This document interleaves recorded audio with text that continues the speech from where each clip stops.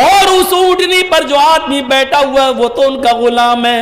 اس نے اپنے غلام کو اس لیے بٹھا دیا ہے کیونکہ اس کی اونٹ پر بیٹھنے کی باری آ گئی تھی. امیر المومنین نے حق نہیں مارا ہے. وَمَن يُضْلِلْهُ فَلَا هَادِيَ لَهُ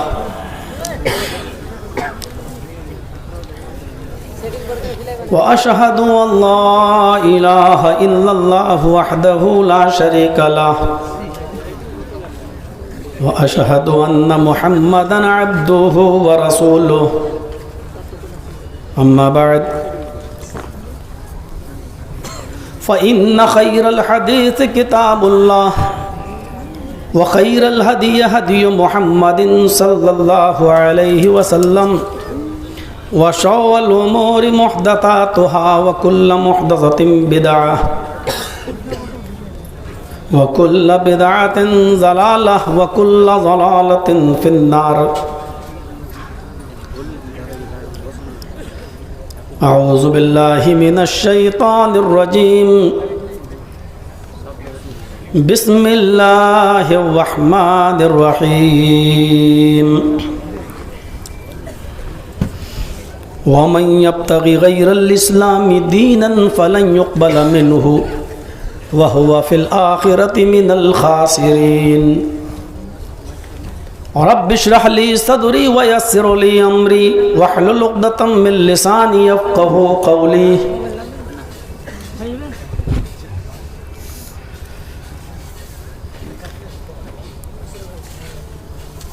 اس اجلاس کے روح رواں فضیلت الشیخ مولانا موتی الرحمن المدنی حفظہ اللہ نہایت ہی مؤقر اور ذی علم شخصیت مولانا موتی الرحمن حفظہ اللہ کے استاذ فضیلت الشیخ عبدالعزیز الفیضی حفظہ اللہ، محترم جناب تنویر ذکی مدنی حفظہ اللہ،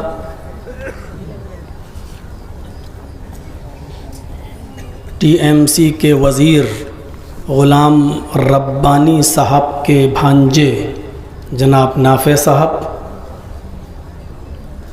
اور اسٹیج پر بیٹھے ہوئے دیگر معقر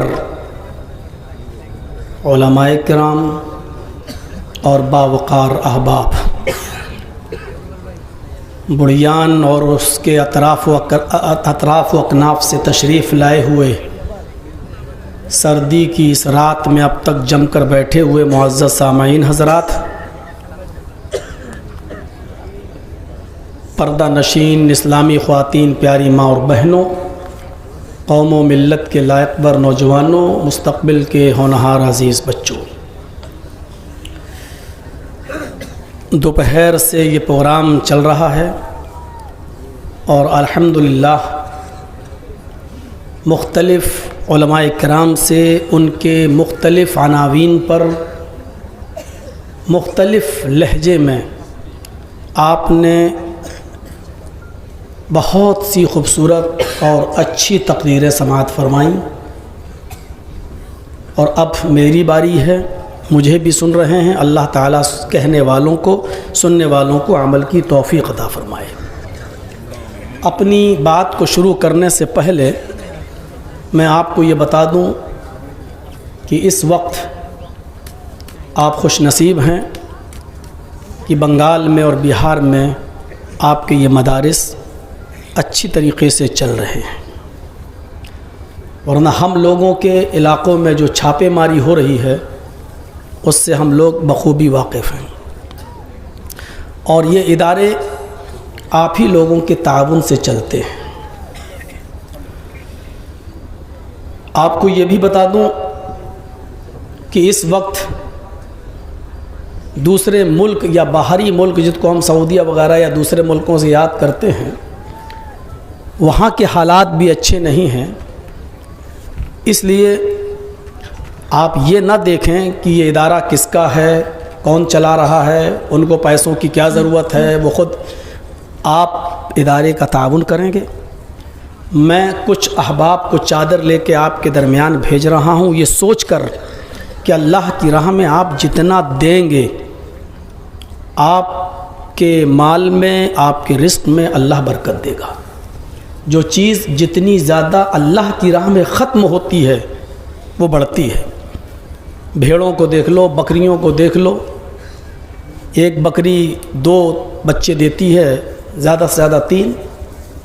ایک سال میں قربانی کے ایام میں کتنے جانور ذبح کر دیے جاتے ہیں، لیکن دوسرے سال آپ قربانی کے سال دیکھیں گے کہ اللہ تعالیٰ پہلے سے زیادہ تعداد میں ان کو پھر پیدا کر دیتا ہے۔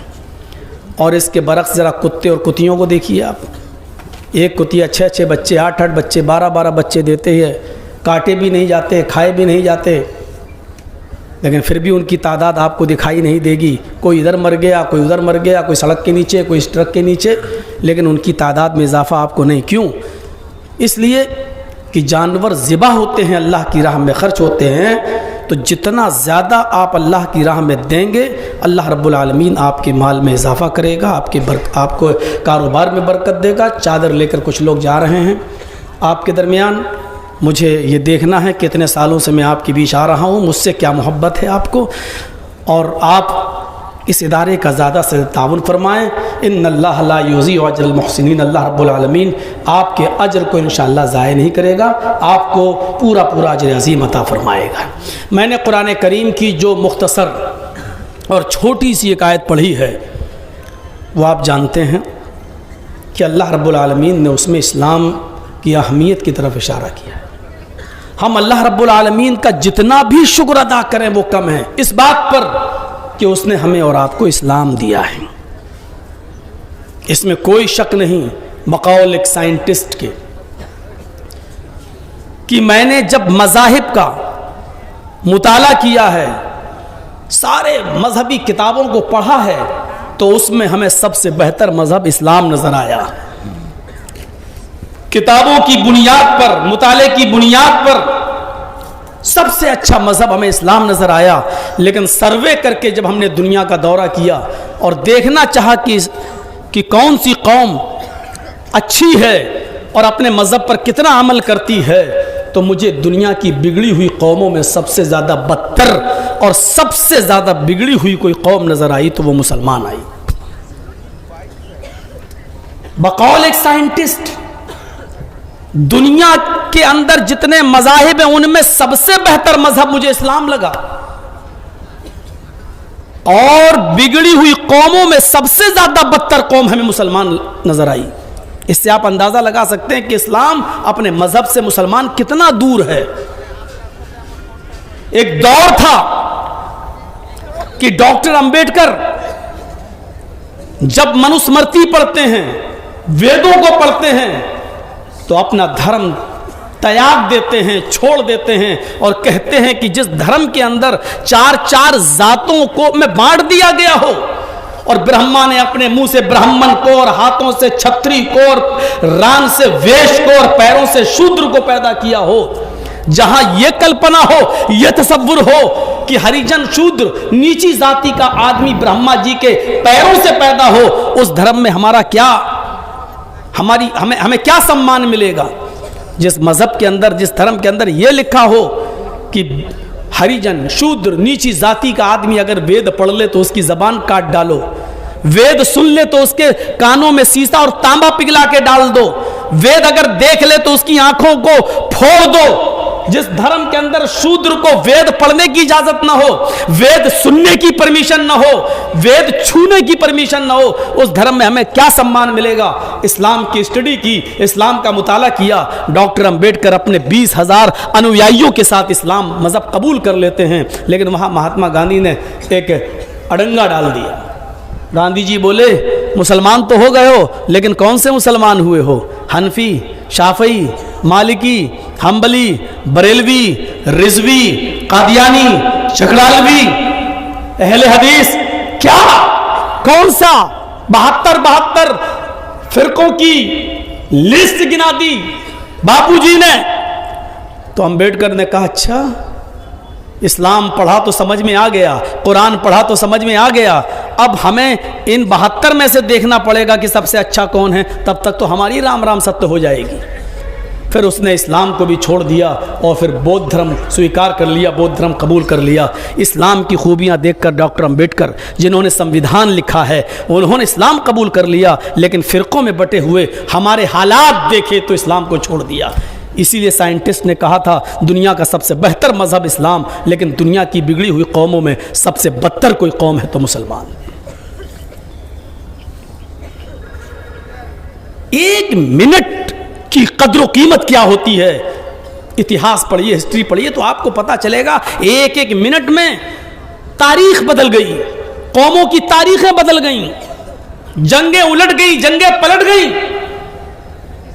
اور جب انگریزوں کی یہاں حکومت تھی اور مہاتما گاندھی کو صرف انگریزوں نے 2 منٹ کا ٹائم دیا تھا بولنے کے لیے کہ آپ کو زیادہ ٹائم نہیں, تو کلکتہ کے میدان میں مہاتما گاندھی نے ایسٹ انڈیا کمپنی پڑھی اور دیکھیے مہاتما گاندھی نے 2 ہی منٹ میں اپنی بات کو پورا کرتے ہوئے کیا کہا تھا, لوگوں, بھارت واسیوں, دیش کی حالت یوں ہے, ہمیں یوں کرنا ہے, بس اتنا کہا تھا اور ہٹ جاتے ہیں. ہم آج ایک دوسرے کو دیکھ رہے ہیں کہ تم کون ہو, کس میں بٹے ہوئے ہو, کیا ہو, جبکہ میرے بھائیوں ہمارا مذہب یہ کہتا ہے کہ اچھی بات کہیں سے ملے تو لے لینا چاہیے. مہاتما گاندھی جب انگلینڈ گئے اور انگلینڈ جانے کے بعد کچھ غصے میں لوگوں نے, ان کو معلوم تھا کہ بھارت میں ہمارا وروध کرتا ہے, تو انگلینڈ میں جانے کے بعد مہاتما گاندھی کو انگریزوں نے کچھ ایک لفافے میں گالیاں لکھ کر دیں اور لفافہ بند کر دیا, لفافے کو میں آلپن لگا دی. گاندھی جی سمجھ گئے کہ مجھے گالیاں ہی ہیں اس میں, کیونکہ لفافہ آج تک کسی نے دیا نہیں ہے, یہ دے رہا تو اس میں گالیاں ہوں گی. تو انہوں نے کیا کیا, لفافے میں سے آلپن نکالی, یہ آلپن جس میں ہمارا یہ بیچ لٹکا ہوا ہے, یہ آلپن نکالا گاندھی جی نے, اس کو اپنی پاکٹ میں رکھ لیا اور لفافہ پھاڑ کے پھینک دیا. میڈیا والوں نے پوچھا, اس زمانے کی میڈیا نے, آپ نے ایسا کیوں کیا؟ گاندھی جی نے بہت اچھا جواب دیا. کیا جواب دیا؟ جو چیز میرے کام کی تھی وہ میں نے لے لی, اور جو چیز میرے کام کی نہیں تھی وہ میں نے پھاڑ کے پھینک دی. آپ کو ہر جگہ جانا ہے, سب کو سننا ہے, سب کو دیکھنا ہے, آپ کو کسی پر کرٹیسائز نہیں کرنا ہے, طنز نہیں مارنا ہے. آپ جائیے اور دیکھیے, جو چیز آپ کو آپ کے فائدے کی نظر آئے وہ لے لیجئے, اور جو چیز آپ کو آپ کے فائدے کی نظر نہیں آئے اس کو چھوڑ دیجئے. یہ اسلام ہمیں سکھلاتا ہے اور اسلام ہمیں بتاتا ہے, یہ اسلام ہے. اسی لیے قرآن کہتا ہے وَمَن يَبْتَغِ غَيْرَ الْإِسْلَامِ دِينًا فَلَن يُقْبَلَ مِنْهُ, اسلام کو چھوڑ کر جو کوئی دوسرا دین تلاش کرے گا, دوسرا دھرم تلاش کرے گا, وہ سویکار نہیں کیا جائے گا, وہ ایکسپٹ نہیں کیا جائے گا. وَهُوَ فِي الْآخِرَةِ مِنَ الْخَاسِرِينَ, اور یہ شخص آخرت میں پرلے کے دن, قیامت کے دن نقصان اٹھانے والوں میں سے ہو جائے گا. اللہ نے اسلام کو کیوں پسند کیا ہے؟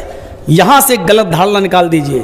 آپ یہ سوچ رہے ہوں گے جرجی صاحب تو مسلمان ہیں اس لیے اسلام کی تعریف تو کریں گے ہی. نہیں, اسلام صرف محمد الرسول اللہ کا دین ہوتا اور ہم اس کی تعریف کرتے تو آپ کہتے پکشپات کر رہے ہیں مولانا, اس لیے کہ جرجی صاحب تو محمد الرسول اللہ کو مانتے ہیں اس لیے آپ تعریف کر رہے ہیں اسلام کی. نہیں, ہم اس لیے اسلام کو سب سے بہتر مذہب کہہ رہے ہیں کیونکہ آدم سے لے کر محمد الرسول اللہ صلی اللہ علیہ وسلم تک جتنے بھی نبی اس دنیا میں آئے سبھی نے اسلام دیا ہے. یہ اسلام نوح کا بھی دھرم تھا, یہ اسلام ابراہیم کا بھی مذہب تھا, یہ اسلام موسیٰ کا بھی مذہب تھا, یہ اسلام عیسیٰ بھی لے کر آئے. اسی لیے قرآن پڑھیے, اس نے صاف کہا ہے کہ محمد رسول اللہ جو دین لے کر آئے یہ ان کا نہیں ہے, اسلام صرف ان کا نہیں ہے. محمد رسول اللہ سے پہلے بھی جتنے نبی اس دنیا میں آئے وہ سب اسلام ہی کی دعوت دیتے تھے. شرع لکم من الدین ما وصى به نوح والذی اوحینا الیک وما وصینا به ابراہیم وموسى وعیسى نقیم الدین. یہ کہتا ہے قرآن, اے محمد صلی اللہ علیہ وسلم, ہم نے تمہارے لیے اسی دین کو مشروع قرار دیا, ہم نے تمہارے لیے اسی دین کو استھاپت کیا, ہم نے تمہارے لیے اسی دین کو چوائس کیا, ہم نے تمہیں وہی دین دے کر بھیجا ہے جس دین کی وصیت ہم نے آپ سے پہلے نوح کو کی تھی اور اس کے بارے میں ہم آپ کو وحی کر چکے, بتا چکے, اور نوح کے بعد जिस दीन को लेकर इब्राहिम आए, वमा वस्सैना बिही इब्राहिम व मूसा व ईसा नकीमुद्दीन, इसी दीन को इब्राहिम ने भी लोगों के सामने पेश किया, इसी दीन को मूसा ने भी लोगों के सामने पेश किया, इसी दीन को ईसा अलैहिस्सलाम ने भी पेश किया है। जब कजरुओं ने कजरवी मिला दी और लोगों ने असली में डालडा की आमेजिश कर दी, असली में नकली मिला दिया, तो अल्लाह रब्बुल आलमीन ने ओरिजिनलिटी को क्लियर करने के लिए, असलियत को अलग करने के लिए, दूध में से पानी को अलग करने के लिए जनाब मोहम्मद रसूलुल्लाह को अंतिम महर्षि, अंतिम संदेष्टा, आखिरी नबी, कल की अवतार की शक्ल में, आखिरी नबी की शक्ल में दुनिया वालों को दे दिया और बता दिया ये मोहम्मद रसूलुल्लाह नया दीन नहीं दे रहे हैं, यही दीन इब्राहिम का था, यही दीन नूह का था, यही दीन मूसा का था, यही दीन ईसा का था। इससे ज्यादा क्लियर और क्या हो सकता है? सबका यही दीन। और इसीलिए कुरान खुलकर कहता है, देखिए ऐसी वुसाअत कहां मिलेगी, ऐसी फराख दिली कहां मिलेगी, ऐसी गुंजाइश कहां मिलेगी?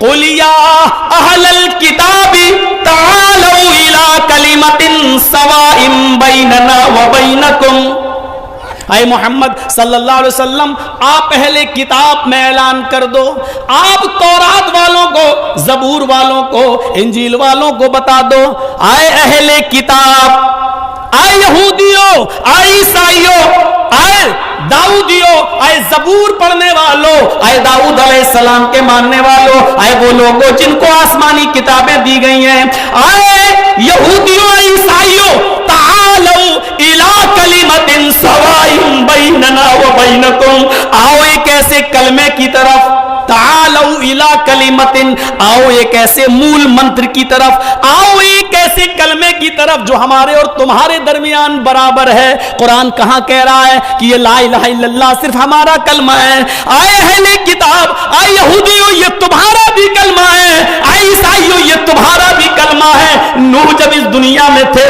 तो कलमा पढ़ा जाता था, ला इलाहा इल्लल्लाह, नूह रसूलुल्लाह। मूसा अलैहिस्सलाम जब इस दुनिया में आए तो कलमा पढ़ा जाता था, ला इलाहा इल्लल्लाह, मूसा रसूलुल्लाह। जब ईसा इस दुनिया में आए तो कलमा पढ़ा जाता था, ला इलाहा इल्लल्लाह, ईसा रसूलुल्लाह, मुहम्मद रसूलुल्लाह। जब आखिरी नबी बनकर आए तो आपके जमाने में कलमा पढ़ा गया, ला इलाहा इल्लल्लाह, मुहम्मद रसूलुल्लाह।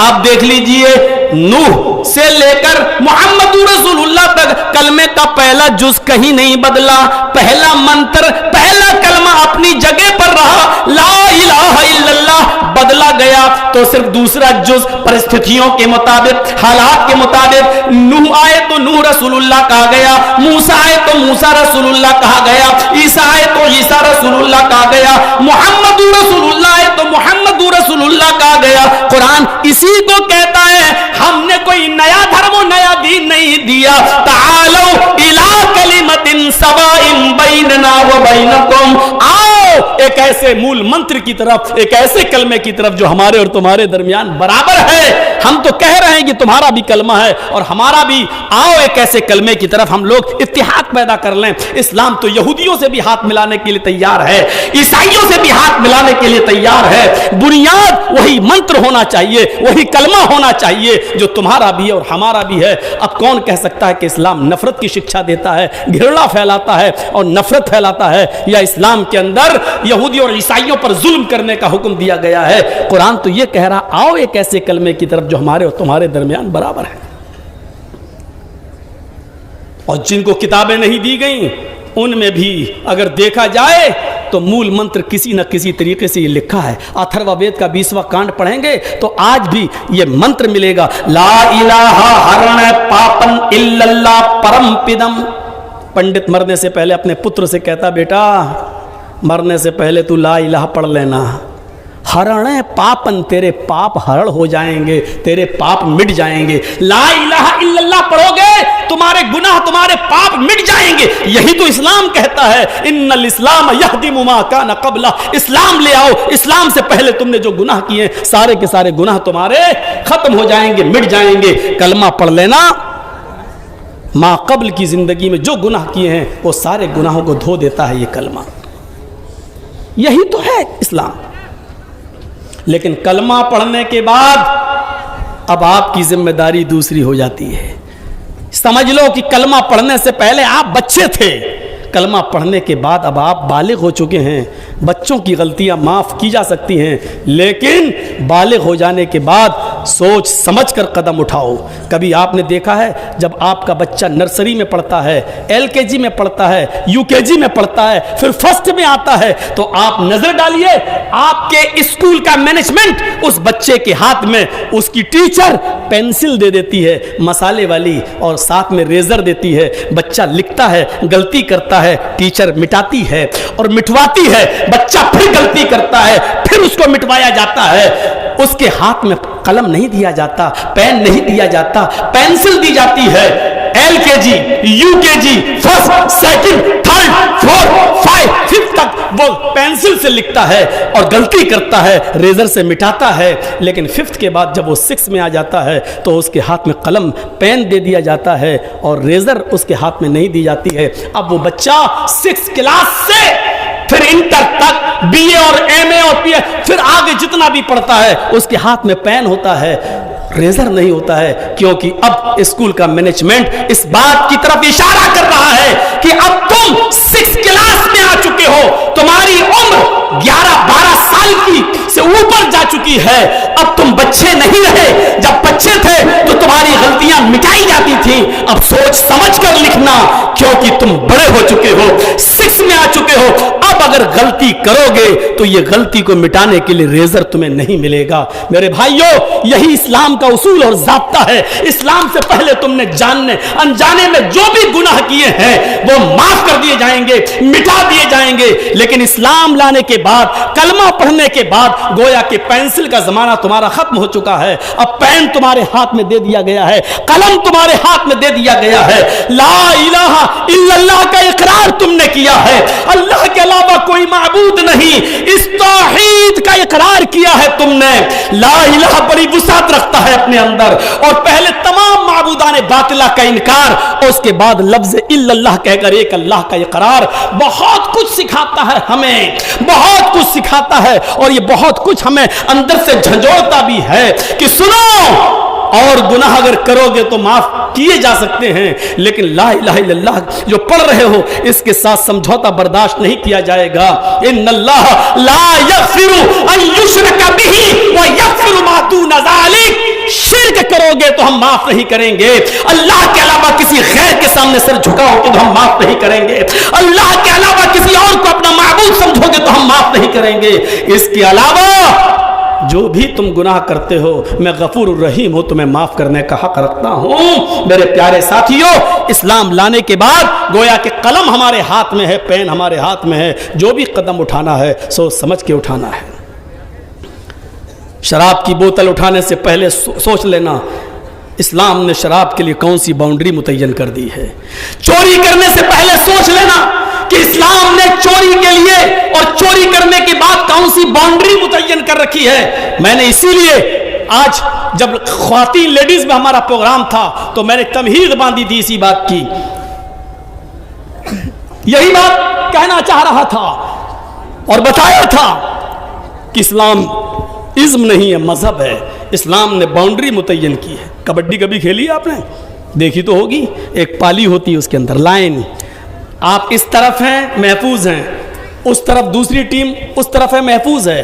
اگر وہاں کے کسی آدمی نے اس لائن کو کراس کر کے آپ کے اندر گھس گیا, لائن کراس کر کے آپ کی ایریے میں آ گیا کبڈی کبڈی کہتے ہوئے, تو آپ کو پورا اختیار ہے کہ آپ اس کو پکڑ سکتے ہیں, آپ اس کو کھینچ سکتے ہیں, آپ اس کو اریسٹ کر سکتے ہیں, کیونکہ اس نے اپنی باؤنڈری کراس کر دی, اپنی سیما کو کراس کر دیا. آپ کا آدمی جب باؤنڈری کے اس طرف ہے محفوظ ہے, جب باؤنڈری کو کراس کر کے لائن کو کراس کر کے دوسری طرف جاتا ہے تو آپ کا آدمی خطرے میں ہے, کسی وقت بھی پکڑا جا سکتا ہے. اسلام نے ایک لائن متعین کر دی, جب تک یہاں ہو محفوظ ہو, اور جب اس لائن کو کراس کرو گے, شراب پینے والے, جوا کھیلنے والے, زنا کرنے والے, یہ تمام لوگ پاپی اور کبابی ہر حیثیت سے دیکھیں کہ اسلام نے کیا باؤنڈری متعین کی ہے.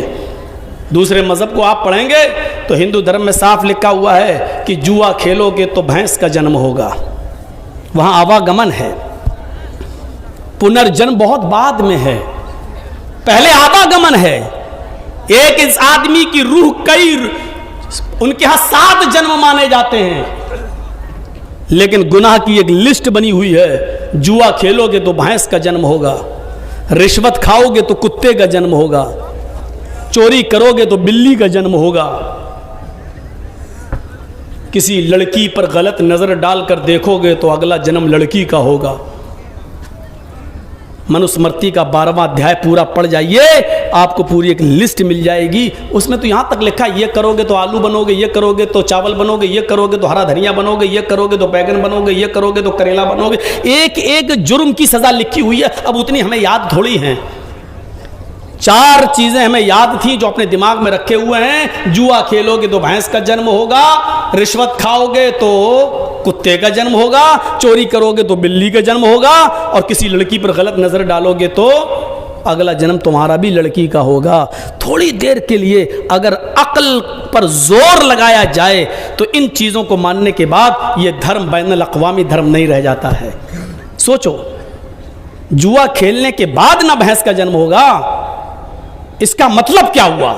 इसका मतलब साफ है कि दुनिया में जितनी भैंसें दिखाई दे रही हैं ये सब पहले इंसान थे। अगर मतलब निकाला जाए तो यही तो मतलब निकलेगा, ये सब पहले इंसान थे, इन्होंने जुआ खेला होगा तब भैंस का जन्म हुआ है। इसका मफ़हूम मुखालिफ निकालिए। अगर दुनिया में कोई आदमी जुआ ही ना खेले तो इसका मतलब क्या हुआ? भैंस पैदा ही नहीं होगी, भैंस का जन्म ही नहीं होगा। और जब भैंस का जन्म नहीं होगा तो इसका मतलब दूध नहीं मिलेगा, घी नहीं मिलेगा, दही नहीं मिलेगा, मट्ठा नहीं मिलेगा, बटर नहीं मिलेगा। तो सीधे सीधे मतलब क्या हुआ? ये सारी नेमतें खाना है तो जुआ खेलो, ये सीधा मतलब है। ये सारी नेमतें अगर इस्तेमाल करना है तो जुआ खेलो। भारत में ही बोलता हूं, कई बार कई जलसों में और यूपी वगैरह में भी जहां शुद्ध दूसरों की पार्टी है, शुद्ध मैं कह रहा हूं, शुद्ध को आप अच्छी तरह समझ रहे होंगे, लेकिन कोई ऑब्जेक्शन नहीं कर सका। अब आप अंदाजा लगाइए इसका मतलब क्या हुआ? यानी ये नेमतें हमें किसी पाप के नतीजे में मिल रही हैं। रिश्वत खाओगे तो कुत्ते का जन्म होगा, बड़ा अजीब मसला हो गया। और कुत्ते भी 2 किस्म के, एक तो रोडों पे घूमते हैं और एक वो होते हैं जो बहुत स्पेशल वैरायटी के होते हैं, जो एसी गाड़ियों में बैठते हैं। तो इसका मतलब यह है कि रिश्वत भी 2 किस्म की होगी। एक तो रिश्वत वो हुई जो सड़क पर 100 रुपए लेके 50 रुपए लेके छोड़ दिया जाता है ट्रक को, और एक रिश्वत वो होती है जो विजय माल्या ने की है। एक रिश्वत वो होती है जो करोड़ों का चूना लगाया जाता है और हेर फेर कर दी जाती है। इसका मतलब यह हुआ कि जो छोटी रिश्वत खाता है वो सड़क वाला कुत्ता बनता है, और जो बड़ी रिश्वतें खाता है वो मरने के बाद उस कुत्ते का जन्म होता है जो एसी गाड़ियों में घूमता है, और जिसको 18 और 20 साल की लड़कियां अपनी गोद में बुला के चुम्मी लेते, पप्पी, स्वीटी, लवली, और चुमती। यानी कुत्ता बनने के बाद भी वो बेचारा खुश है कि एसी गाड़ी में घूम रहा है। चोरी करोगे तो बिल्ली का जन्म होगा। अरे जर्जी साहब ने चोरी की, कम से कम पुलिस ने पकड़ लिया, जेल में तो डाल दिया। जब तक हम जेल के अंदर हैं हम बंद तो हैं, लोग महफूज तो हैं हमसे, लेकिन बताओ अगर अल्लाह ने, ईश्वर ने अगर उसको चोरी की जुर्म में बिल्ली बना दिया तो इसका मतलब बिल्ली बनाने वाली सज़ा भी सही सज़ा नहीं लग रही है। क्योंकि इंसान चोरी करता है, पुलिस बंद कर देती है तो कम से कम जब तक बंद है चोरी नहीं करेगा, लेकिन बिल्ली बना दिया तो कौन सा आपने बड़ा काम कर दिया। इसका मतलब अल्लाह की ये सज़ा, ईश्वर की सज़ा ज़्यादा मजबूत नहीं है। जब इंसान था तो लोगों का माल चुराया करता था, जब उसको बिल्ली बना दिया तो अब भी किसी का कबूतर, किसी का मुर्गा खा रहा है, किसी के मुर्गी के बच्चों पे हमला कर रहा है, तो अभी भी तो उसकी चोरी बरकरार है। तो इसका मतलब ये सज़ा बहुत मजबूत नहीं है। किसी लड़की को देखोगे तो अगला जन्म लड़की का होगा। अब इसका क्या जवाब दिया जाए? ये जितनी भी माँ बहनें दोपहर में बैठी थी यहाँ, और जितनी आपको दिख रही हैं औरतें, मतलब क्या हुआ? ये सब पहले लड़कियाँ, ये सब पहले मर्द थे, یہ عورتیں جتنی ہیں یہ سب پہلے مرد تھیں، انہوں نے کسی لڑکی کو غلط نظر سے دیکھا ہوگا تب ان کو لڑکی کا جنم ہوا ہے۔ مفہوم مخالف، اگر دنیا میں کوئی کسی لڑکی پر غلط نظر نہ ڈالے تو لڑکی پیدا ہی نہیں ہوگی۔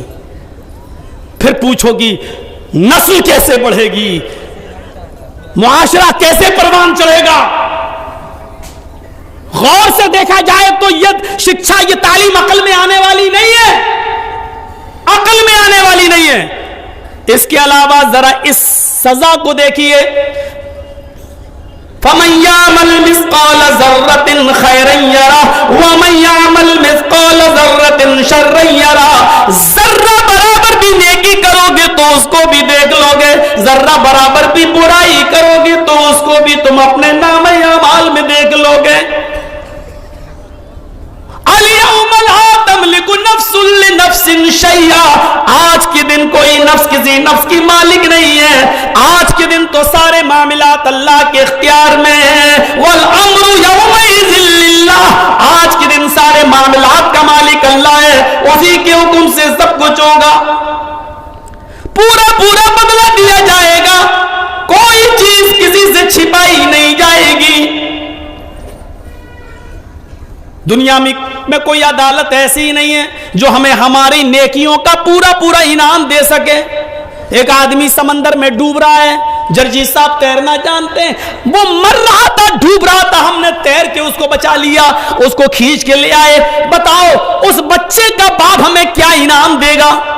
چلو گورنمنٹ ہمیں کیا انعام دے گی؟ جو بھی انعام دے دے، کیا کسی کی زندگی بچانے کا وہ پورا انعام ہے؟ ہم نے ایک آدمی کو قتل کیا، جرم ثابت ہو گیا، کورٹ نے فیصلہ سنا دیا، پھانسی کی سزا۔ جرجی صاحب نے 20 مرڈر کیے ہیں، 20 قتل کیے ہیں، کورٹ میں 20 مرڈر ثابت ہو گئے، کورٹ سے فیصلہ ہوا پھانسی کی سزا۔ ایک قتل کیا تب بھی پھانسی، 20 قتل کیا تب بھی پھانسی۔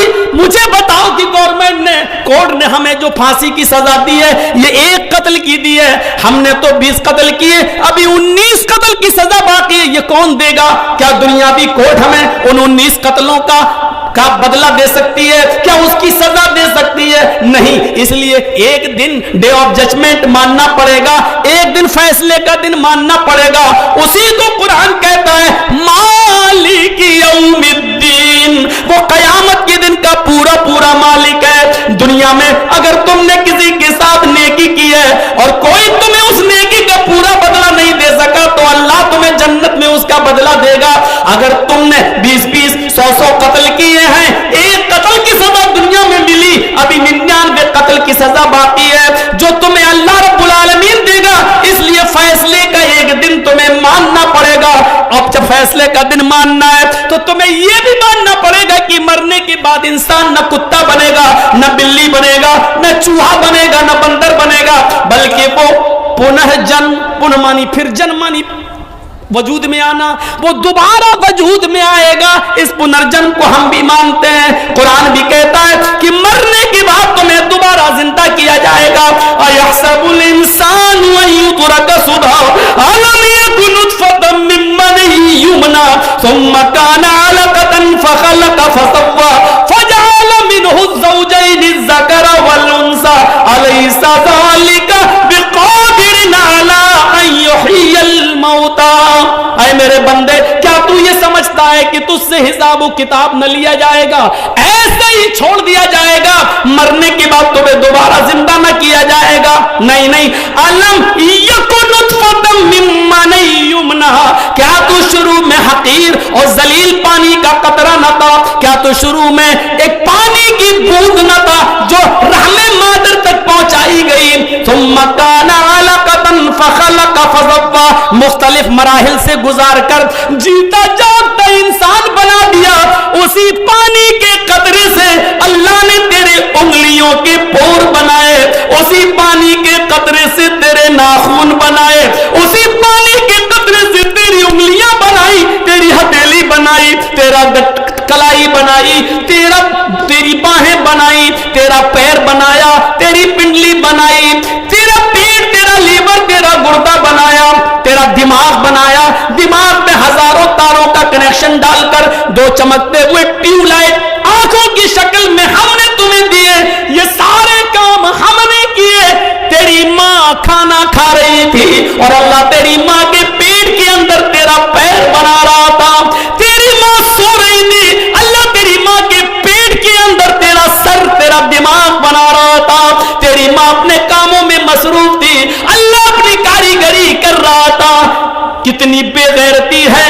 اوہ, دلی سے اپنی بیوی کے لیے ایک ساڑی بھیجنے والا اپنے گاؤں کے آدمی کے ذریعے ایک ساڑی بھیجتا ہے. ساڑی لانے والا جب تمہاری بیوی کو ساڑی دیتا ہے, بیوی اپنے شوہر کے بجائے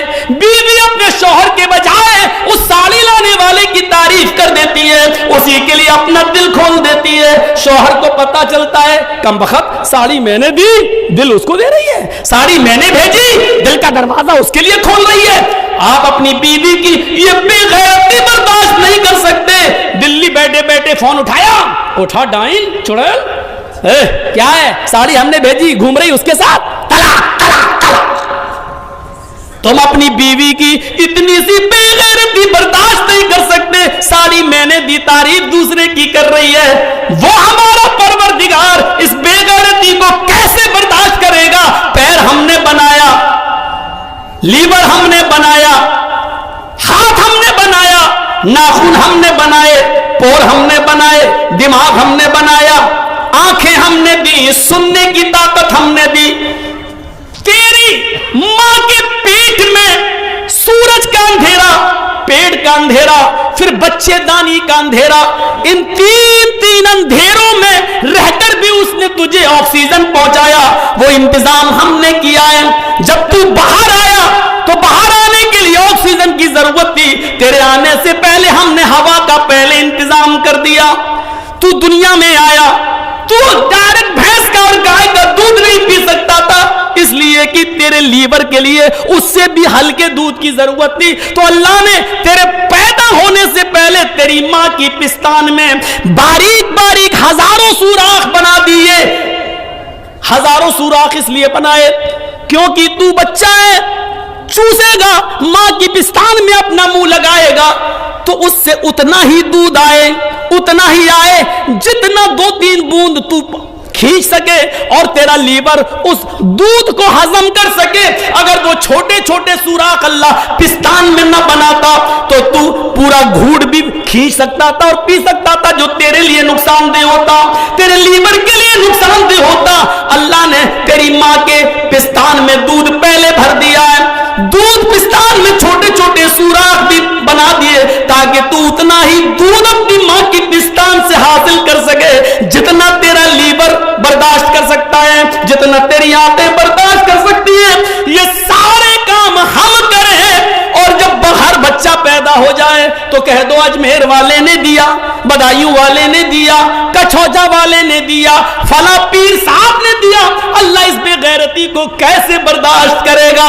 اس لیے فرمایا میرے بندو تم ہی بتاؤ, جب یہ سارے کام میں پہلی بار کر سکتا ہوں تو کیا انسان کے مرنے کے بعد ہم اس کو دوبارہ زندہ نہیں کر سکتے؟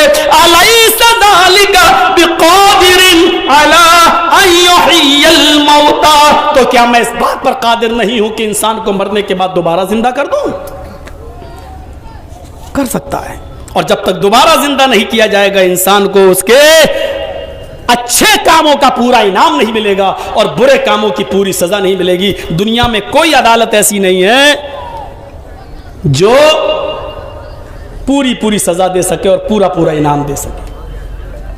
پورا انعام کوئی نہیں. اس لیے فیصلے کا دن کو ماننا پڑے گا اور اسلام فیصلے کا ایک دن متعین کرتا ہے. مرتیو پشچاتم دتیہ جنمم بھوتی.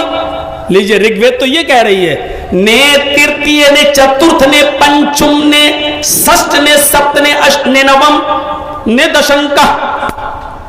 मृत्यु पश्चातम द्वितीय जन्मम भवति, मरने के बाद तुम्हारा दूसरा जन्म होगा। एक ही जन्म बता रहा है ऋग्वेद, मरने के बाद तुम्हें दोबारा वजूद में लाया जाएगा। ने तृतीय, ने चतुर्थ, ने पंच, न तीसरी बार, न चौथी बार, न पांचवी बार, न षष्ठ, न छठी बार, न सप्त, न सातवीं बार, न अष्ट, न आठवीं बार, न नवम, न नवीं बार, न दशम का और न 10वीं बार। यानी मरने के बाद दोबारा जीवित किए जाओगे। न कुत्ता बनोगे, न बिल्ली बनोगे, न चूहा बनोगे, न छछूंदर बनोगे, न आलू बनोगे, न टमाटर बनोगे, कुछ नहीं। ये सारी चीजें मरने के बाद दूसरा, इस ऋग्वेद ने क्लियर कर दिया है। इसलिए हमें और आपको इस दुनिया में मरने के बाद वाली जिंदगी के लिए तैयारी करना चाहिए। तो ये इस्लाम है। और अल्लाह ने ये क्यों कहा कि वमन यब्तगी गैरल इस्लामी दीनन, इस्लाम को छोड़कर कोई दूसरा दीन तलाश करोगे तो उसका कबूल नहीं किया जाएगा। इस्लाम मसावात सिखलाता है। आज किसी भी मंदिर में चले जाइए आप, ब्राह्मण के साथ आपने कभी किसी ठाकुर को पूजा करते हुए नहीं देखा होगा, किसी ठाकुर के साथ किसी वैश्य को पूजा करते हुए नहीं देखा होगा, किसी वैश्य के साथ किसी शूद्र को पूजा करते हुए नहीं देखा होगा। ब्राह्मणों के मंदिर में कभी आपने शूद्र को पूजा करते हुए नहीं देखा होगा, शूद्र के मंदिर में कभी किसी ब्राह्मण को पूजा करते हुए नहीं देखा होगा। ये इस्लाम की खूबी है, ये इस्लाम की खूबी है।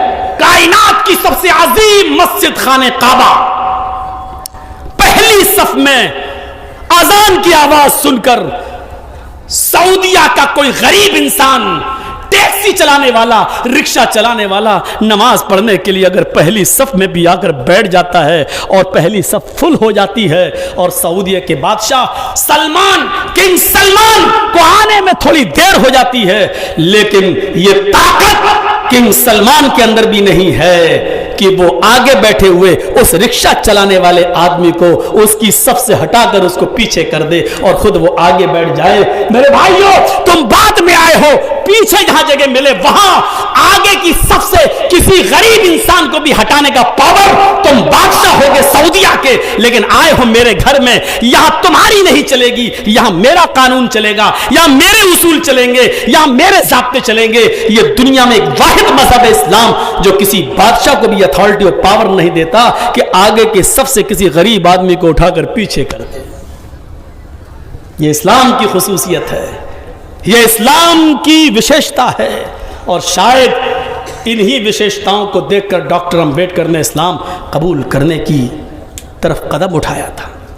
बैतुल मक़दिस फतह हो जब हाथ में आती है, हजरत उमर को दावत दी जाती है कि आइए अमीरुल मोमिनीन बैतुल मुक़द्दस में आइए और यहाँ 2 रकात नमाज पढ़ाइए हमें।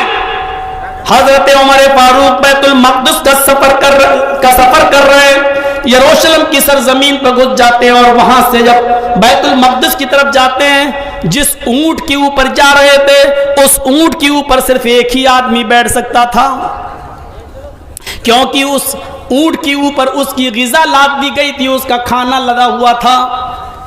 एक आदमी बैठ सकता था और एक आदमी लगाम पकड़कर ऊंटनी को लेके चलता। ये तय हुआ 1 मील तुम चलोगे मैं बैठूंगा, फिर 1 मील मैं चलूंगा तुम बैठोगे। किसने? हजरत उमर फारूक ने। किससे कहा? अपने गुलाम अफलाह से। क्या कहा? 1 मील मैं बैठूंगा, तुम ऊंटनी की लगाम पकड़ोगे और फिर तुम बैठोगे, मैं ऊंटनी की लगाम पकड़ूंगा। और जब ये सफर होने लगा, चलने लगे, हजरत उमर फारूक रजी अल्लाह ताला अन्हु और बैतुल मक़दिस जब आने वाला हुआ, इत्तेफाक देखिए, ऐसा मंजर हमें कहीं नहीं देखने को नहीं मिलता है। ये मंजर आज के शाहाना शान और शौकत में हुकूमत करने वाले इस मंजर को देखें। इसीलिए महात्मा गांधी ने सत्य और अहिंसा में लिखा है कि हजरत उमर फारूक जैसा अदल और इंसाफ अगर भारत में कायम कर दिया जाए तो इस देश के अंदर से हत्याएं बंद हो जाएं, इस देश में अमन सुकून और शांति पैदा हो जाए और अमन सुकून और शांति की गंगा बहने लगे। ये महात्मा गांधी ने कहा है। बीजेपी गवर्नमेंट होने के बावजूद, मोदी के प्रधानमंत्री होने के बावजूद सत्य और अहिंसा से ये शब्द निकल नहीं सके, आज भी मौजूद हैं। आज की इस 27 नवंबर की तारीख में भी सत्य और अहिंसा में शब्द मौजूद है कि उमर फारूक का अगर न्याय अदल कायम कर दिया जाए तो देश में खून खराबा बंद हो जाए। महात्मा गांधी के जुमले आज भी लिखे हुए। بیت المقدس جب آنے والا ہوا تو اتفاق دیکھیے حضرت عمر فاروق کی اونٹنی کی لگام پکڑنے کی باری آ جاتی ہے. ان کا غلام کہتا ہے امیر المومنین بیٹھے رہیے, اگر آپ اونٹنی کی لگام پکڑیں گے تو عزت, ہم لوگ کیا بولتے ہیں نا, عزت کا کچڑا ہو جائے گا, آپ کی عزت کا جنازہ نکل جائے گا. بیت المقدس کے آس پاس یہودی کھڑے ہیں, کیا کہیں گے کہ امیر المومنین ان کا لگام پکڑا اونٹنی کا. حضرت عمر نے کہا افلاح اونٹ روکو, افلاح اونٹ روکو. اس نے کہا نہیں امیر المومنین, لوگوں کی نظریں ہیں, دیکھ رہے ہیں, میں آپ کا خادم ہوں, ایک میل اور لے کے چلتا ہوں, آپ بیٹھے رہیے. حضرت عمر کود جاتے ہیں. الفاروق میں علامہ شبلی نقل کرتے ہیں کہ کود گئے, نیچے چھلانگ لگا گئے اور افلاح سے کہا بیٹھو. کہا امیر المومنین آپ لگام پکڑیں گے ان لوگوں کے سامنے, کیا کہیں گے لوگ؟ کہا نہیں, باری تمہاری آئی ہے بیٹھنے کی, بیٹھو. حضرت عمر فاروق نے افلاح کو اونٹ پہ بٹھایا اور اونٹنی کی لگام پکڑ کے چلنے لگے. بیت المقدس کے پاس جو یہودی کھڑے تھے اس منظر کو دیکھ کر مسلمانوں سے پوچھتے ہیں کیا تمہارا امیر المومنین وہ ہے جو اونٹ کے اوپر بیٹھا ہوا ہے؟ کیا تمہارا امیر المومنین وہ ہے جو اونٹنی پر سوار ہے؟ اور مسلمان اپنے آنکھوں میں آنسو بھرے ہوئے رو رہے ہیں, خوشی کے آنسو ہیں ان کی آنکھوں میں, اور روتے ہوئے کہہ رہے ہیں نہیں نہیں یہودیوں, میرا امیر المومنین تو وہ ہے جو اونٹنی کی لگام پکڑ کے چل رہا ہے, اور اس اونٹنی پر جو آدمی بیٹھا ہوا ہے وہ تو ان کا غلام ہے. اس نے اپنے غلام کو اس لیے بٹھا دیا ہے کیونکہ اس کے اونٹ پر بیٹھنے کی باری آ گئی تھی. امیر المومنین نے حق نہیں مارا ہے, اس کو اس کے اونٹ پر بٹھایا ہے اور خود اپنی باری پر لگام پکڑ کے چلنے لگے. کچھ زبانیں ایسی تھیں حضرت عمر فاروق کے اس انصاف کو دیکھ کر, اس مساوات کو دیکھ کر کہ غلام میں اور امیر میں کوئی فرق نہیں, اس کو دیکھ کر کچھ یہودی کچھ مجوسی ایسے تھے کہ حضرت عمر فاروق کو دور سے دیکھ کر کلمہ پڑھ رہے تھے, اشہد ان لا الہ الا اللہ و اشہد ان محمدن عبدہ و رسولہ. میرے پیارے ساتھیو, اسلام اپنی اسی اعلیٰ شکشا اور اعلیٰ تعلیم کی بنیاد پر پھیلا ہے. یہ اسلام سکھاتا ہے, یہ مساوات کا ایسا درس دیتا ہے جو آپ کو کہیں دیکھنے کو نہیں ملے گا. آج آپ دیکھ لو یورپ کے اندر, یورپ کی سرزمین پر جا کر دیکھ لو, صرف سفید فام انسان ہی حکومت کر سکتا ہے, اسی کو سرکاری نوکری مل سکتی ہے, سیاہ فام کو نہیں. آج بھی گوروں کی حکومت چلے گی, کالوں کو نوکری سے ونچت کیا گیا ہے, ان کو سرکار میں کوئی حصہ نہیں ملے گا. آج بھی یورپ اس کالے اور گورے کی جنگ میں پڑا ہوا ہے اور مرا جا رہا ہے. آج بھی سفید اور کالوں کے جھگڑے بڑے عام چل رہے ہیں, لیکن محمد رسول اللہ صلی اللہ علیہ وسلم نے جب حجۃ الوداع میں آخری خطبہ دیا تو اسی چیز کو سب سے پہلے مٹایا اور فرمایا کلکم بنی آدم وآدم من تراب لا فضل لعربی علی عجمی ولا لعجمی علی عربی. اے لوگوں, تم سب آدم کے بیٹے ہو, تم سب آدم کی اولاد ہو, اور آدم مٹی سے پیدا ہوئے تھے, تم سب مٹی سے ہو. کوئی عرب کے رہنے والے کو کسی غیر عرب پر کوئی فوقیت نہیں ہے, اور کسی بھی عجم کے رہنے والے کو غیر عرب کے رہنے والے کو عرب کے رہنے والے پر کوئی سرشتہ نہیں ہے. یہ تم سب برابر ہو الا بالتقوی, تقوی کی بنیاد پر کوئی آدمی بڑا ہو سکتا ہے, وہ بھی اللہ کی نظر میں, ہماری اور آپ کی نظر میں نہیں. کہاں تھے تم ابھی تک؟ آؤ کہ ڈسٹرب کرو گے سب کو. ہم ختم کرنے والے ہیں تو تم یہ لگا رہے ہو. لگانے دیجیے, ان کو بس پیسہ ملنا چاہیے یوٹیوب پہ, ان کا چینل چلنا چاہیے. ابھی تک کھانا کھا رہا تھا پیٹ بھر کے, اب آیا ہے مائک لگا, لو سب کے ہٹا دیے. یہ لیجیے,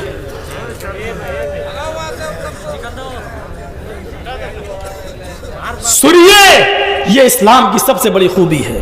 آپ دیکھ لیجیے, آج بھی مسجد کے اندر جماعت کا معاملہ ہو, سعودیہ میں حج کا معاملہ ہو,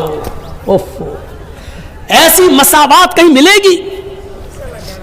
کوئی امیر ہے تو کوئی غریب ہے, کوئی انڈیا سے گیا تو کوئی پاکستان سے گیا, کوئی مصر سے آیا تو کوئی سوڈان سے آیا, کوئی افریقہ سے آیا تو کوئی بنگلہ دیش سے گیا, کوئی لمبا ہے تو کوئی چھوٹا ہے، ایک ہی میدان میں جمع ہے، عرفات کا میدان لبالب بھرا ہے اور سب کے منہ سے ایک ہی جملہ نکل رہا ہے، لبیک لبیک اللہم لبیک لا شریک لک لبیک، حاضر ہوں اے اللہ میں تیرے دربار میں حاضر ہوں۔ ایسا لگ رہا ہے جیسے کوئی بہت بڑا پاپی، بہت بڑا گناہگار گورنمنٹ نے جس کو موقع دیا ہو کہ 1 مہینے کا موقع دے رہا ہوں، وہ کورٹ میں آ کے اپنے آپ کو سرنڈر کر دے، ورنہ 1 مہینے میں حاضر نہ ہوا تو اس کو جہاں دکھائی دے گولی سے شوٹ کر دو، مار دو۔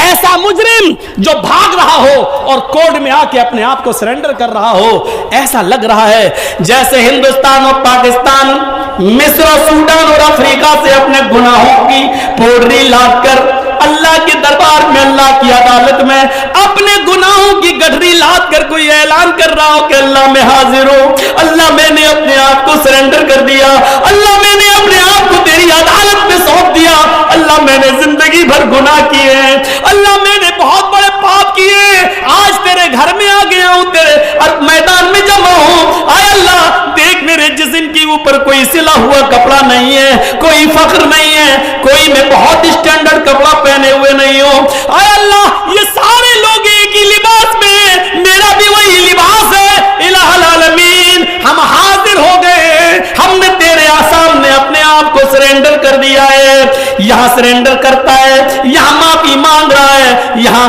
اپنے آنکھوں کے آنسوؤں سے اپنے گناہوں کی سیاہی کو دھو رہا ہے، ادھر سے بھی آواز آتی ہے، اے فرشتوں گواہ رہنا، میرے بندے نے اپنے گناہوں کی پوڑری میرے سامنے پٹک دی ہے اور ہم کو اسے اقرار کر لیا ہے کہ ہم اپنے گناہ مٹانے کے لیے تجھ سے توبہ اور استغفار کرنے کے لیے آئے ہیں، فرشتوں گواہ رہنا، میں نے اپنے تمام بندوں کے گناہوں کو معاف کر دیا ہے، ان کو آج ایسا کر دیا ہے جیسے ان کی ماں نے انہیں آج ہی اپنی پیٹ سے جنا ہے، اپنے پیٹ سے آج ہی پیدا کیا ہے، جیسے بچہ گناہوں سے پاک و صاف ہوتا ہے، میں نے بھی ان کے گناہوں کو بخش دیا ہے، پاک و صاف کر دیا ہے ان کو گناہوں سے۔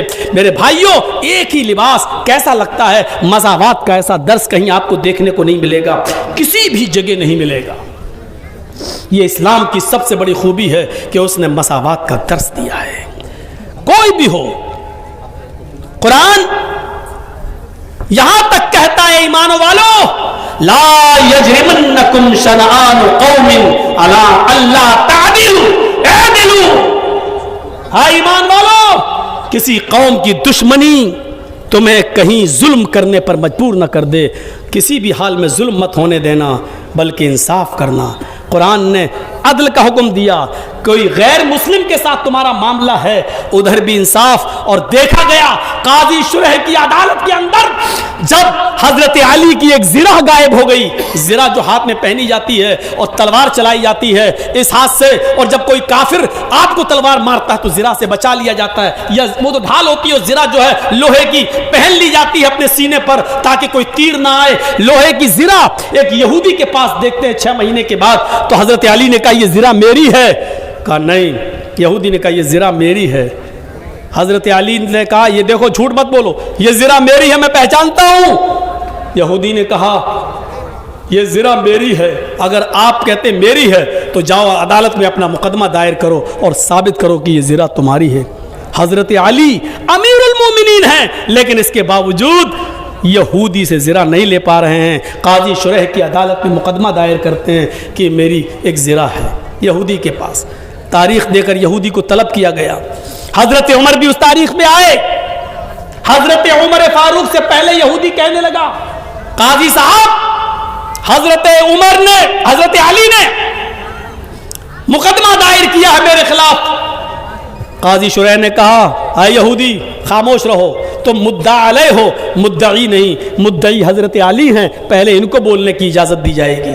حضرت علی نے کہا قاضی صاحب میری زرہ 6 مہینے پہلے گم ہو گئی تھی، 6 مہینے کے بعد یہ زرہ میں نے ایک یہودی کے ہاتھ میں دیکھی ہے، لہذا یہ زرہ میری ہے، مجھے دی جائے۔ کہا یہودی اب تو بول کیا بولتا اپنی صفائی میں؟ یہودی کہتا ہے قاضی صاحب حضرت علی غلط کہہ رہے ہیں، یہ زرہ تو کئی مہینوں سے कई सालों से मेरे पास है और इस ज़रा का मालिक मैं हूँ। काजी साहब कहते हैं हज़रत अली को सच्चा मानते हैं, अमीरुल मोमिनीन मान रहे हैं, लेकिन उसूल उसूल होता है, ज़ाब्ता ज़ाब्ता होता है। फैसला सुनाने वाले को बहुत ही होशियारी से फैसला सुनाना है। काजी साहब ने कहा, अली अगर आपकी ये ज़रा है तो अपने लिए गवाह पेश करो जो ये गवाही दे कि ये ज़रा आपकी है। हज़रत अली ने अपने बेटे को पेश किया, हाय हुसैन, ये हसन गवाही दो, बताओ ये ज़रा किसकी है। हज़रत हसन कटघरे में खड़े होते हैं और कहते हैं, काजी साहब ये ज़रा मेरे बाप की है, दरवाजे पे रखी थी, घर के अंदर चले गए, थोड़ी देर के बाद लौट के आए तो ज़रा गायब। यही ज़रा है जो इस यहूदी के पास है और मैं गवाही देता हूं कि ये मेरे बाप हज़रत अली की ज़रा है। हज़रत हसन की शहादत पर काजी साहब एक्शन लेते हैं। काजी शुरैक का जवाब देखिए, आए अली अमीरुल मोमिनीन, आपको मालूम होना चाहिए कि हसन आपके बेटे हैं और शरीयत ये कहती है कि बाप के हक में बेटे की गवाही मोतबर नहीं है, क्योंकि बेटा अक्सर अपने बाप ही के फेवर में बोलता है, उसी की तरफदारी में बोलता है। मुझे अफसोस है कि मैं तुम्हारे बेटे की गवाही मंजूर नहीं कर सकता। शरीयत के मुताबिक बाप के हक में बेटे की गवाही का कोई एतबार नहीं है, वापस करो, कोई दूसरा गवाह लाओ। हजरत अली ने दूसरा गवाह अपना गुलाम पेश कर दिया। गुलाम ने कहा, ये ज़रा मेरे मालिक अली की है, मैंने उन्हीं के पास देखी है, दरवाजे के बाहर रखी थी, अंदर से आए तो देखा गायब। 6 महीने के बाद ये ज़रा इस यहूदी के पास दिखी, यहूदी बेईमानी कर रहा है, दे नहीं रहा है। काजी साहब ने फिर फैसला सुनाया, अमीरुल मोमिनीन अली, अमीरुल मोमिनीन, मुझे अफसोस के साथ गुलाम की गवाही भी रिजेक्ट करना पड़ रही है। शरीयत ये कहती है कि गुलाम भी अक्सर अपने मालिक की हिमायत में बोलते हैं, अपने मालिक के खिलाफ नहीं जाते हैं, इसलिए शरीयत के मुताबिक गुलाम की गवाही भी मालिक के हक में कबूल नहीं की जाएगी। अपने समाज, मोहल्ले, गांव का कोई और आदमी लाओ। हजरत अली ने भी झूठे गवाह पेश नहीं किए, फरमाया नहीं, इन दोनों के अलावा मेरे पास और कोई गवाह नहीं है। काजी साहब फैसला करते हैं, आई यहूदी, अली अपने दावे के मुताबिक अपने गवाह पेश नहीं कर सके, लिहाजा ये ज़रा का मालिक तू है, ये ज़रा तेरी है, तू ले जा। हजरत अली के खिलाफ फैसला। आज सुप्रीम कोर्ट से या हाई कोर्ट से इसकी उम्मीदें लगाई जा सकती हैं। आज क्या ये उम्मीदें लगाई जा सकती हैं कि हाकिम वक्त के खिलाफ कोई फैसला सुना दे? जरा सोचो, हजरत अली के खिलाफ मुकदमा, फैसला यहूदी को ज़रा दे दी गई, फैसला सही था, लेकिन हजरत अली की ज़रा थी, लेकिन दलाइल की रोशनी में किताब और सुन्नत के मुताबिक फैसला यहूदी के हक में हो गया। अब यहूदी की बारी थी। हजरत अली निकले, उस यहूदी से हाथ मिलाया और कहा कि मैंने अपना पक्ष रखा था, तुमने अपना पक्ष रखा, काजी साहब ने दलाइल की रोशनी में तुम्हारे हक में फैसला कर दिया, ये ज़रा तुम्हारी है, जाओ ले जाओ। वो यहूदी वहीं चीखता और कहता है, नहीं अमीरुल मोमिनीन, नहीं नहीं, काजी साहब ने जो फैसला सुनाया है वो हमें सही लगा है, और ये देखना था मुझे कि अमीरुल मोमिनीन का कोई प्रेशर तो नहीं होता, अमीरुल मोमिनीन का कोई दबाव तो नहीं होता, अमीरुल मोमिनीन का कोई खौफ तो काजी साहब के चेहरे पर दिखाई नहीं देता, लेकिन काजी साहब को कोई प्रेशर नहीं था, कोई दबाव नहीं था। आज इस फैसले ने मेरा सीना चौड़ा कर दिया और मेरे लिए इस्लाम, मेरे दिल को इस्लाम के लिए और कुशादा कर दिया। आए काजी साहब, आपने जो भी फैसला सुनाया वो सच्चा हो या गलत मैं नहीं जानता, लेकिन हकीकत यह है कि ज़रा के मालिक हजरत अली ही है। मैं तो देखना चाहता था कि ये झूठे गवाह तो अदालत में पेश नहीं करते हैं, इन्होंने नहीं किया है, अब मैं इनको इनकी ज़रा लौटा रहा हूं। और उसी जगह पर तारीख खतीब के अंदर खतीब बगदादी लिखते हैं कि उसी जगह पर उस यहूदी ने कलमा भी पढ़ लिया, अशहदु अल्ला इलाहा इल्लल्लाह व अशहदु अन्ना मुहम्मदन अब्दुहु व रसूलुहु। ये मसावात का दर्स कोई किसी के खिलाफ नहीं, ये दर्स अगर कहीं मिलता है तो इस्लाम देता है। मुल्क शाम के अंदर अमर इब्न आस के बेटे ने ایک یہودی بچے کو کوڑا مار دیا صرف اس لیے کہ گھڑدوڑ میں وہ یہودی بچہ آگے نکل گیا. اس بچے نے کہا کہ میں امیر المومنین سے, میں عمر ابن عاص سے میں شکایت کروں گا. بیٹا بولتا ہے جاؤ جس سے شکایت کرنا چاہو کر دو. عمر ابن عاص میرے باپ ہیں, وہ خلیفہ ہیں, یہاں کے گورنر ہیں, اور میرا کوئی کچھ نہیں کر سکتا. وہ یہودی بچہ خاموش ہو گیا. جب یہ گورنر کا بیٹا ہے تو میرا کیا ہوگا. کچھ دنوں کے بعد حضرت عمر ملک شام گئے اور لوگوں کی ایک میٹنگ لیتے ہیں. کیا عمر ابن عاص نے صحیح کام کیا ہے؟ تم بتاؤ, کوئی شکایت ہو؟ کوئی نے, کسی نے کوئی شکایت نہیں کی. چھوٹا سا بچہ اٹھتا ہے, کہتا امیر المومنین مجھے شکایت ہے. کہا کس بات کی؟ ادھر آؤ بیٹا. یہودی بچہ 11-12 سال کی عمر, وہ بچہ آگے آتا ہے. حضرت عمر اس کو اپنے پاس بٹھاتے ہیں. کیا ہوا تمہارے ساتھ؟ کہا عمر ابن عاص کے بیٹے نے میرے ساتھ گھوڑا دوڑایا کہ دیکھو کون آگے نکلتا ہے. میرا گھوڑا آگے نکل گیا, خفا ہو گیا, اور وہ آیا اور اس نے میرے چہرے پر ایک تھپڑ مار دیا. میں نے جب شکایت کی بات کی تو کہنے لگا کہ میرے باپ تو گورنر ہیں, میرا کچھ نہیں ہوگا. میں خاموش ہو گیا. حضرت عمر فاروق نے عمر ابن عاص کی طرف دیکھا. عمر ابن عاص نے آواز دے کر اپنے بیٹے کو بلایا. آمنا سامنا ہوا. بیٹے نے اپنا جرم قبول کر لیا. حضرت عمر فاروق نے پھر اس بچے کے ہاتھ میں کوڑا دیا اور کہا کہ جتنی زور سے اس نے تجھے تھپڑ یا کوڑا مارا ہے تو بھی بدلہ لے لے. اس نے بدلہ لے لیا. حضرت عمر یہیں پر خاموش نہیں رہے. اس کے آگے علامہ احسان الہی ظہیر نے کہا ہے کہ اس کے بعد عمر ابن عاص کو بلایا, ادھر آؤ, کھڑے ہو جاؤ. عمر ابن عاص کھڑے ہو گئے. جلاد کو حکم دیا کہ ایک کوڑا عمر ابن عاص کی پیٹھ پر بھی مارو. عمر ابن عاص نے کہا میرا کیا جرم ہے؟ کہا پہلے کوڑا کھاؤ. جب کوڑا کھا لیا تو بتایا اے عمر ابن عاص, یہ کوڑا تمہیں اس لیے مارا جا رہا ہے کیونکہ تم نے اپنے بیٹے کو صحیح تربیت نہیں دی, تم نے اپنے بیٹے کو صحیح تعلیم نہیں دی. اگر صحیح تعلیم دی ہوتی تو تمہارا بیٹا اس یہودی بچے سے یہ نہ کہتا کہ میرا باپ گورنر ہے, میرا کوئی کچھ نہیں کر سکتا. تمہیں نہیں معلوم کہ اسلام لانے کے بعد کوئی چھوٹا اور بڑا نہیں ہے. عدل کا تقاضا یہ ہے کہ تمہیں بھی کوڑا مارا جائے کیونکہ تمہارے بیٹے کو یہ جرأت کیسے ہوئی یہ کہنے کی کہ میں گورنر کا بیٹا ہوں. یہ کوڑا تمہیں یاد رکھے گا اور ہمیشہ اپنے بیٹے کو اب صحیح تربیت تم دو گے. میرے پیارے ساتھیوں, یہ مساوات کا ایسا درس اسلام دیتا ہے جو دنیا کی کسی تاریخ میں نہیں ملتا ہے, کسی تاریخ میں نہیں. آج ایک روپے کے ساتھ اور کروڑوں روپیوں کے ساتھ کیا معاملہ ہوتا ہے. ذرا تصور کرو کہ عمر ابن عبدالعزیز کی بیوی کے پیٹ میں بچہ ہے, 4 دن سے بھوکی ہے, کھانا نہیں ملا. ان اپنی خادمہ سے کہتی یہ تو کچھ دیں گے نہیں, تم بیت المال سے تھوڑا دودھ لے آؤ. بیت المال کے خازن نے جلدی سے تھوڑا دودھ کا پیالہ دے دیا کیونکہ خادمہ نے کہا تھا 4 دن سے کچھ نہیں کھایا, اگر کچھ ملا نہیں تو بچہ مر جائے گا, پیٹ میں بچہ کہیں مر نہ جائے.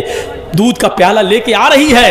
عمر ابن عبدالعزیز کنویں کے پاس بیٹھ کر رات کے اندھیرے میں وضو بنا رہے ہیں, تہجد کی نماز کی تیاری کر رہے ہیں. انہوں نے دروازے سے آتے ہوئے اپنی خادمہ کو دیکھا جو اوڑھنی سے کچھ چھپائے ہوئے ہے.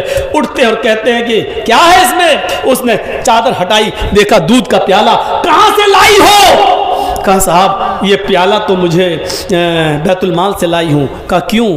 کہا آپ کی بیوی کے پیٹ میں بچہ ہے, 4 دن سے کچھ نہیں کھایا ہے. حکیم اور طبیب یہ کہہ رہے ہیں کہ ماں کچھ کھائے گی تو بچے کی زندگی بنے گی, بچے کا گوشت بنے گا. ماں جب بھوکی رہے گی تو بچہ مر جائے گا. خطرہ ہے, آپ کی امانت آپ کی بیوی کے پیٹ میں پل رہی ہے, ڈر ہے کہ کہیں بچہ مر نہ جائے, اس لیے تھوڑا سا دودھ پی لینے دیجیے.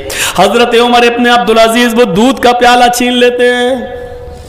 بڑی بڑی بلڈنگوں میں داد عیش لینے والوں, غریبوں پر ظلم کر کے ان کی زمین و جائیداد کو چھپٹ کر قبضہ کرنے والوں, غریبوں کا خون چوسنے والوں, سود بیاز کھانے والوں, غور کرو عمر ابن عبدالعزیز نے ایک پیالہ دودھ بھی اپنی بیوی کو نہیں پینے دیا, لے لیا. کہا میری بیوی یہ ایک پیالہ دودھ تمام مسلمانوں کی امانت ہے اور جب تک میں میٹنگ کر کے سارے مسلمانوں سے اجازت نہ لے لوں یہ دودھ کا پیالہ تمہیں پینے کو نہیں ملے گا. بیوی کہتی ہے امیر المومنین میرے پیارے شوہر ہم کو نہیں دیکھو، اس بچے کو دیکھ لو. اگر آپ نے یہ دودھ نہیں دیا، ڈر ہے بچے کو کچھ نہیں ملا 4 دن سے، کہیں ایسا نہ ہو کہ یہ پیٹ میں مر جائے، آپ کی امانت ہے. عمر ابن عبدالعزیز کی آنکھوں میں آنسو، دودھ کا پیالہ دیکھتے ہیں اور اپنی بیوی کا پیٹ دیکھتے ہیں اور پھر فیصلہ کرتے ہیں، اور جو جواب دیتے ہیں اس جواب کو سنیے. کیا کہتے ہیں؟ میری پیاری بیوی، تیرے پیٹ میں میری جو امانت پل رہی ہے، تیرے پیٹ میں میرا جو بچہ پل رہا ہے، اگر مسلمانوں کی امانت میں خیانت کر کے ایک پیالہ دودھ پی کر اگر اس بچے کی زندگی بچ رہی ہے، تو اپنے پیٹ کے بچے سے کہہ دو کہ مجھے تیری زندگی نہیں چاہیے، مجھے تیری زندگی نہیں چاہیے. اگر یہ مرتا ہے تو مر جانے دو، ہمیں اپنے بچے کا مر جانا گوارا ہے، لیکن اپنے بچے کے پرورش کے خاطر مسلمانوں کی امانت میں خیانت کر کے اس کو دودھ پلانا گوارا نہیں ہے. یہاں سے اسلام کو پہچاننے کی کوشش کرو، یہاں سے اٹھو اور دیکھو اللہ نے اسلام کو سب سے بہتر کیوں کہا. ان الدین عند اللہ الاسلام. اللہ تعالیٰ نے یہ کیوں کہا اسلام کو چھوڑ کر کوئی دوسرا دین تلاش کرو گے تو وہ قبول نہیں کیا جائے گا. دنیا کے اور مذاہب کی اسٹڈی کریے، ان میں یا تو افراط ملے گا یا تفریط ملے گی. کسی میں بہت زیادہ بڑھاوا ملے گا یا بالکل بہت زیادہ نیچا پن ملے گا. آپ دیکھ لیجئے، بہت دنیا کے کسی بھی مذہب کو اٹھا کر پڑھ لیجئے. ہندو دھرم کے اندر امیر ہونا ضروری ہے کیونکہ ان کے ہاں ہون ضروری ہے، صبح اور شام سندھیا کرنا ضروری ہے، سندھیا میں ہون ضروری ہے، اور ہون میں 100 گرام کاجو، 100 گرام بادام، 100 گرام اخروٹ، 100 گرام پستہ، 16 چمچے دیسی گائے کا گھی، اور 16 چمچے دیسی گائے کا گھی، اور 100 گرام کاجو، 100 گرام بادام، کستوری اور اخروٹ اور پستہ. یہ کتنی 5-6 چیزیں ہو گئیں، اور 26 چیزیں ہیں ٹوٹل، 26 چیزیں ہیں. اتنی ایک آگ جلا کر صبح اس میں ہون کیا جائے گا، یعنی آگ جلا کر دیسی گھی کے، گائے کے دیسی گھی کے چمچے 16 چمچے صبح ڈالے جائیں گے اور 16 چمچے شام کو آگ میں، اور 100 گرام اخروٹ، 100 گرام بادام، 100 گرام کاجو، 100 گرام پستہ، 100 گرام آپ کا یہ میوہ اور کستوری صبح اور شام. اس کے علاوہ کل ملا کے 26 چیزیں. اگر 5 میں نے گنا دی تو 21 چیزیں اور ہیں، 6 اگر ہم نے گنا دی تو 20 چیزیں اور ہیں. یہ 26 چیزیں صبح اور 26 چیزیں شام کو آگ کے حوالے کرو. اور آگے لکھا ہوا ہے اگر یہ نہیں کرو گے تو ادھرمی اور پاپی ہو کے مرو گے.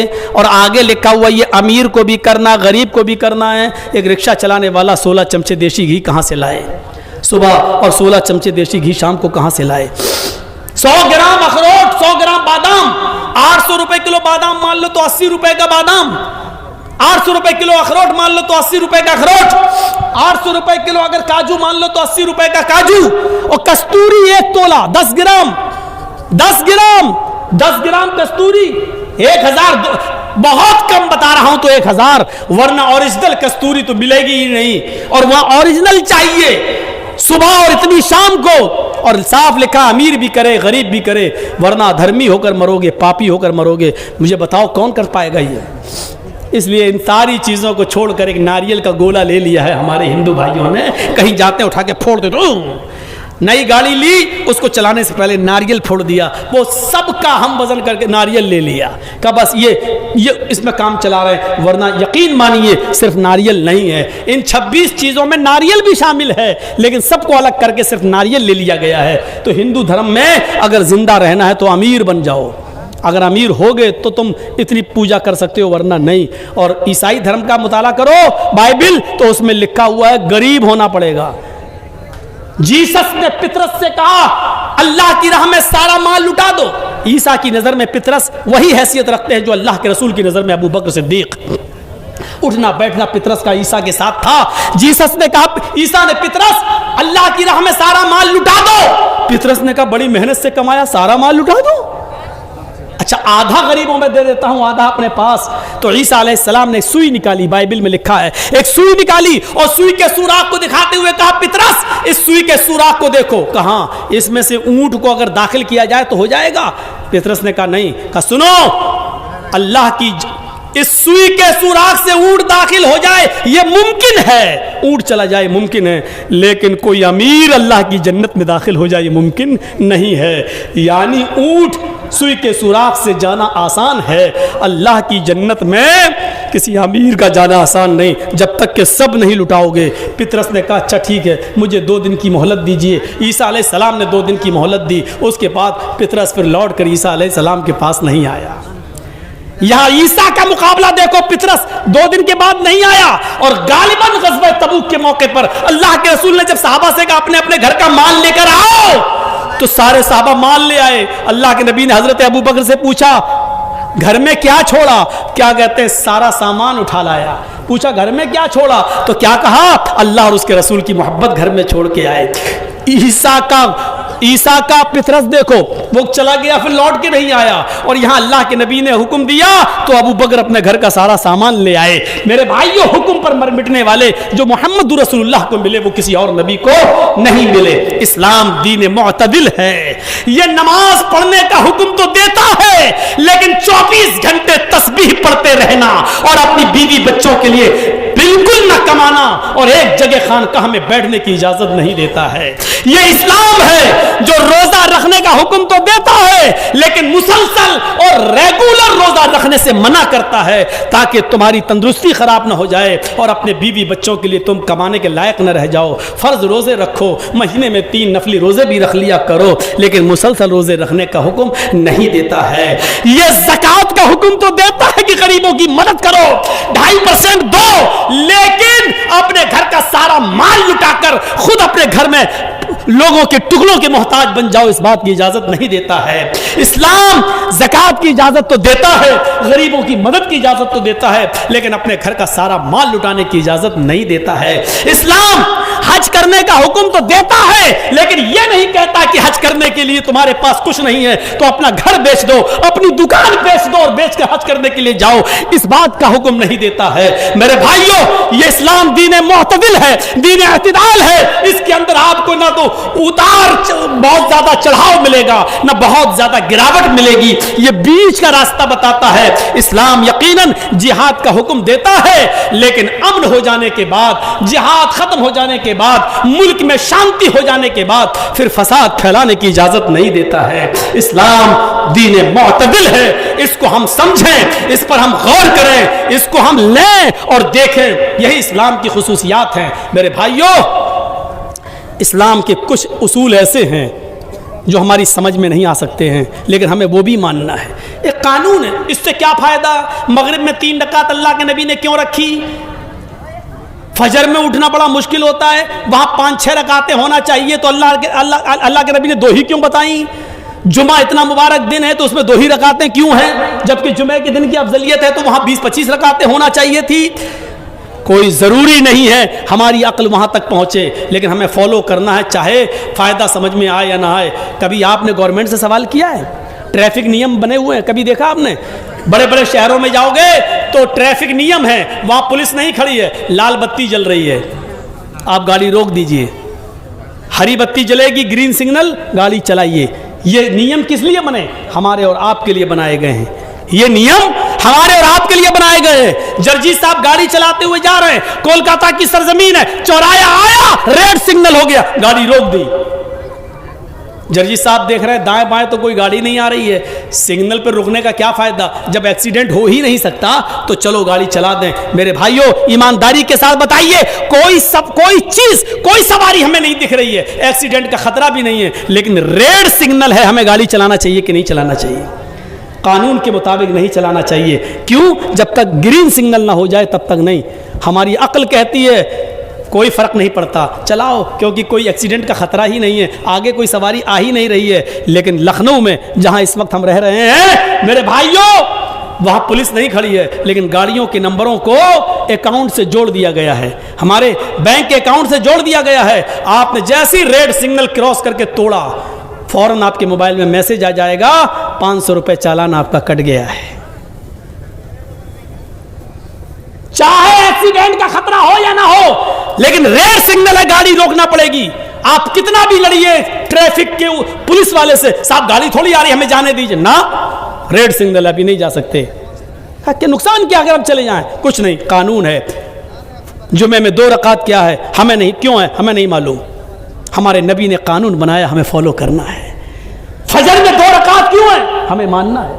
گندگی زمین پر چلتے ہوئے موزے میں نیچے لگے گی، لیکن مسا اوپر کرنے کا حکم دیا ہے، نیچے کیوں نہیں ہمیں ماننا ہے. حالانکہ لوگوں نے اس کے جواب دیے ہیں، لیکن ہمیں جوابات سے مطلب نہیں، ہمیں مطلب صرف یہ ہے کہ ہمارے نبی نے جو قانون ہمیں بنا دیا ہے ہمیں ماننا ہے. مکھی کھانے پینے کی چیز میں گر جائے اس کو پورا ڈبو دو. صاحب پورا ڈبو دو؟ ہاں، جب تک وہ مر نہ جائے اس کو ڈبو دو. جب مر جائے تو اس کو نکال کے پھینک دو، پھر پینے والی چیز پی لو یا کھانے والی چیز کھا لو. اگر آپ کا دل کراہیت نہ کرے تو، لیکن وہ چیز حلال ہے، کھا سکتے ہیں، لیکن پورا ڈبونے کا حکم ہے. صاحب مکھی بھی زندہ، نکال کے پھینک دو. پورا ڈبو دو، بھر جانے تک انتظار کرو. ہماری سمجھ میں نہیں آ رہا ہے نہ آئے، حالانکہ اس کا طبی فائدہ ہے، لیکن اگر ہماری سمجھ میں نہیں بھی آتا ہے تب بھی کوئی فرق نہیں. ہمارے نبی نے قانون بنایا، ہمیں فالو کرنا ہے. ٹریفک نیم کی طرح، جیسے ریڈ سگنل ہے لیکن ایکسیڈنٹ نہیں ہو سکتا ہے، پھر بھی ہمیں رکنا ہے. اگرچہ کوئی خطرہ نہیں ہے پھر بھی رکنا ہے، کیونکہ قانون ہے اور قانون ہمارے فائدے کے لیے بنائے گئے ہیں. ہمیں کوئی نقصان یا فائدہ ہو یا نہ ہو، اللہ کے رسول نے یہ قانون بنایا، ہمیں ماننا ہے. کیونکہ اللہ کے رسول صلی اللہ علیہ وسلم کو کہ ہر کام میں مصلحت ہے. یہ الگ بات ہے کہ ہم وہاں تک پہنچ پائیں یا نہ پہنچ پائیں، ہماری عقل وہاں تک جا سکے یا نہ جا سکے، لیکن فائدہ ضرور ہوگا، مصلحت ضرور ہوگی، ہمیں ماننا ہے.